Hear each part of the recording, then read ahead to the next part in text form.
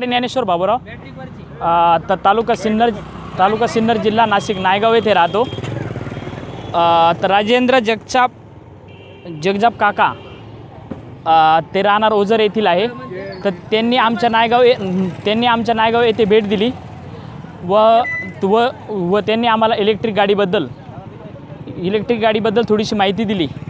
तर शेतकऱ्यांना व महाराष्ट्रातील जनतेला एक माझं नम्र आव्हान आहे की त्यांनी या गाडीचा वापर करावा का जेणेकरून केंद्र सरकार व राज्य सरकार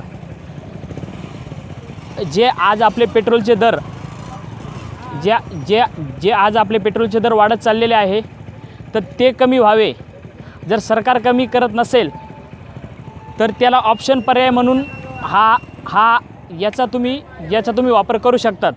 आणि हा एक शेतकऱ्यांसाठी, कारण शेतकरी राजाकडे जर आर्थिक सोर्स सांगितला तर त्याच्या व्यवसायामध्ये परवडणारी न गोष्ट आहे। तर पेट्रोल आणि डिझेलचे दर राज्य सरकार व केंद्र सरकार कमी करत नसेल तर शेतकऱ्यांनी अशा प्रकारच्या गाड्यांचा व येणाऱ्या त्याच्यामध्ये सुविधांचा शेतकऱ्यांनी आवर्जून वापर केला पाहिजेत। मग ती माझी महाराष्ट्राच्या जनतेला नम्रपणे त्याच्यामध्ये विनंती आहे।